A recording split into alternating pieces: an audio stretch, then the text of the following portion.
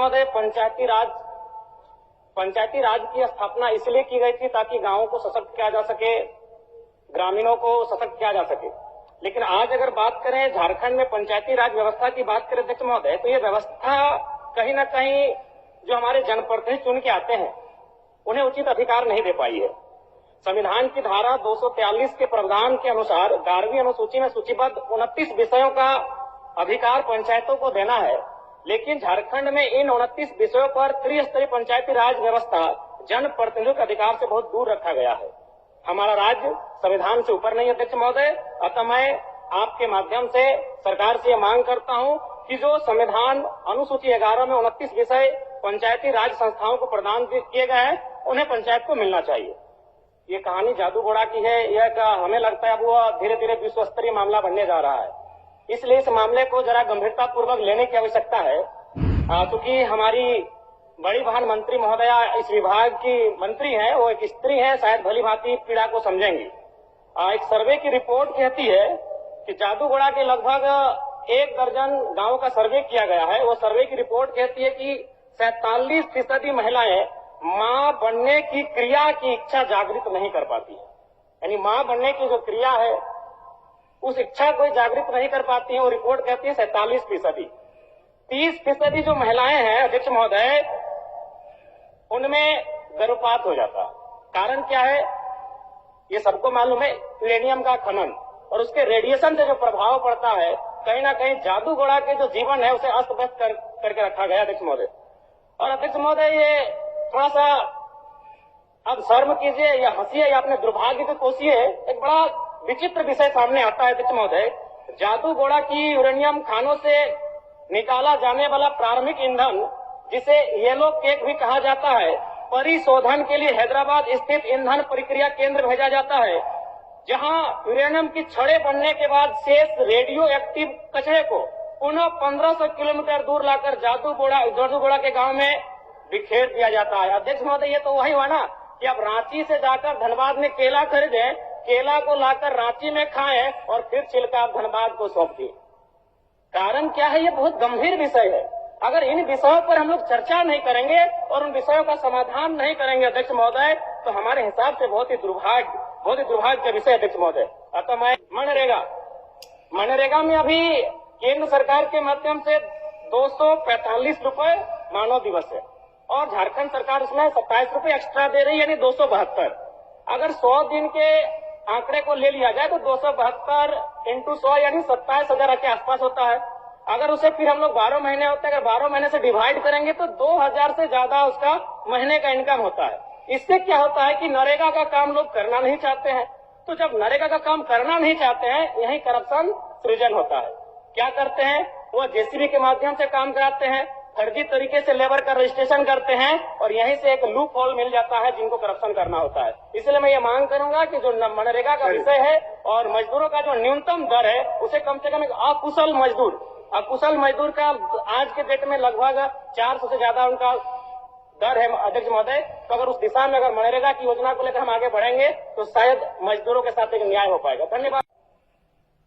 सरकार ने ग्रामीण विकास के लिए 9,841 करोड़, ग्रामीण कार्य के लिए 4,776 करोड़, पंचायती राज के लिए 2,144 करोड़ और वन पर्यावरण विभाग के लिए 1,381 करोड़ की मांग रखी है।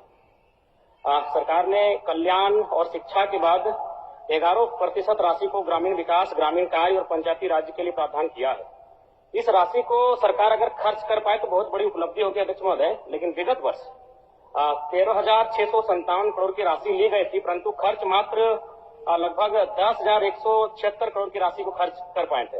यानी कि 3,481 करोड़ की राशि का खर्च नहीं हो पाना दुर्भाग्य अध्यक्ष महोदय। जबकि ये ग्रामीण व्यवस्था की बात है, पंचायती राज की व्यवस्था है। ग्रामीण यानी गांव, और गांव तभी सशक्त होंगे जब उनका जो हिस्से की राशि है वो 100% खर्च हो पाए। बीते वर्ष देश की प्रति व्यक्ति आय 2,28,000 रुपए थी अध्यक्ष महोदय। गोवा में सर्वाधिक 4,61,000 रुपए, वहीं हमारे झारखंड में मात्र 68,612 रुपए थी, जो कि चिंताजनक है। अध्यक्ष महोदय, भारत की आत्मा गांव बस्ती है। ग्रामीण विकास को मापने के लिए प्रति व्यक्ति आय एक अच्छा पैमाना है। जब झारखंड राज्य को अलग किया गया था उस समय हम लोग प्रति व्यक्ति आय में 26वें स्थान पर थे और बड़ी दुर्भाग्य का बात है आज भी हम लोग 26वें स्थान पे बरकरार है अध्यक्ष महोदय। अबुआ आवास योजना के तहत 6,01,135 निर्माण को स्वीकृति दी गई है। इसके लिए सराहनीय पहल है, लेकिन मैं बताना चाहूंगा अब तक 19,685 कार्य ही पूर्ण दिखाए गए हैं। अगर इसी गति से अगर काम होगा अध्यक्ष महोदय तो हमें लगता है 25 साल का समय लगेगा, जो कि एक चिंताजनक विषय है। अध्यक्ष महोदय, पंचायती राज की स्थापना इसलिए की गई थी ताकि गांवों को सशक्त किया जा सके, ग्रामीणों को सशक्त किया जा सके। लेकिन आज अगर बात करें झारखंड में पंचायती राज व्यवस्था की बात करें अध्यक्ष महोदय, तो ये व्यवस्था कहीं न कहीं जो हमारे जनप्रतिनिधि चुन के आते हैं उन्हें उचित अधिकार नहीं दे पाई है। संविधान की धारा 243 के प्रावधान के अनुसार 11वीं अनुसूची में सूचीबद्ध 29 विषयों का अधिकार पंचायतों को देना है, लेकिन झारखंड में इन 29 विषयों पर त्रिस्तरीय पंचायती राज व्यवस्था जनप्रतिनिधियों के अधिकार से बहुत दूर रखा गया है। हमारा राज्य संविधान से ऊपर नहीं अध्यक्ष महोदय। अतः मैं आपके माध्यम से सरकार से मांग करता हूं कि जो संविधान अनुसूची 11 में 29 विषय पंचायती राज संस्थाओं को प्रदान किए गए हैं उन्हें पंचायत को मिलना चाहिए।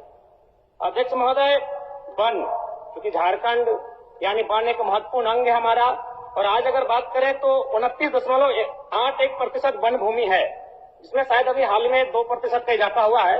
लेकिन अगर घने वन की बात करें, घना जंगल, उसकी प्रतिशत मात्र 3.5 है, जो कि चिंताजनक है अध्यक्ष महोदय। अध्यक्ष महोदय, WHO का रिपोर्ट है कि झारखंड में प्रदूषण को लेकर अलर्ट जारी किया गया है, और अगर प्रदूषण की बात करें तो धनबाद जिला सबसे आगे है। मैं मंत्री महोदया विदुषी मंत्री हैं, मैं इनसे आग्रह करूंगा कि धनबाद जो कि आपको अर्थव्यवस्था के झारखंड राज्य के दृष्टिकोण से बहुत ही महत्वपूर्ण जिला है, और वह जिला आज कहीं न कहीं बहुत ही दुखद अवस्था में, इस विषय पर ध्यान दिया जाए अध्यक्ष महोदय। अध्यक्ष महोदय, अगर जलवायु परिवर्तन की बात कहें तो बड़ा चिंताजनक विषय है। ये कहानी जादू घोड़ा की है। यह हमें लगता है अब वो धीरे धीरे विश्व स्तरीय मामला बनने जा रहा है, इसलिए इस मामले को जरा गंभीरता पूर्वक लेने की आवश्यकता है। क्योंकि हमारी बड़ी बहन मंत्री महोदया इस विभाग की मंत्री है, वो एक स्त्री है, शायद भली भांति पीड़ा को समझेंगी। एक सर्वे की रिपोर्ट कहती है कि जादू घोड़ा के लगभग 1 दर्जन गांवों का सर्वे किया गया है। वो सर्वे की रिपोर्ट कहती है कि 47% महिलाएं मां बनने की क्रिया की इच्छा जागृत नहीं कर पाती है। यानी मां बनने की जो क्रिया है उस इच्छा को जागृत नहीं कर पाती है। वो रिपोर्ट कहती है 47%। 30% जो महिलाएं हैं अध्यक्ष महोदय, उनमें गर्भपात हो जाता। कारण क्या है ये सबको मालूम है, यूरेनियम का खनन और उसके रेडिएशन से जो प्रभाव पड़ता है, कहीं ना कहीं जादू घोड़ा के जो जीवन है उसे अस्त व्यस्त करके रखा गया अध्यक्ष महोदय। और अध्यक्ष महोदय, ये थोड़ा सा अब शर्म कीजिए या हंसिए या अपने दुर्भाग्य को कोसिए, एक बड़ा विचित्र विषय सामने आता है अध्यक्ष महोदय। जादू घोड़ा की यूरेनियम खानों से निकाला जाने वाला प्रारंभिक ईंधन, जिसे येलो केक भी कहा जाता है, परिशोधन के लिए हैदराबाद स्थित ईंधन प्रक्रिया केंद्र भेजा जाता है, जहां यूरेनियम की छड़ें बनने के बाद शेष रेडियो एक्टिव कचरे को पुनः 1500 किलोमीटर दूर लाकर जादू घोड़ा के गांव में बिखेर दिया जाता है। अध्यक्ष महोदय, ये तो वही हुआ ना कि अब रांची से जाकर धनबाद में केला खरीदे, केला को लाकर रांची में खाएं और फिर छिलका धनबाद को सौंप दिए।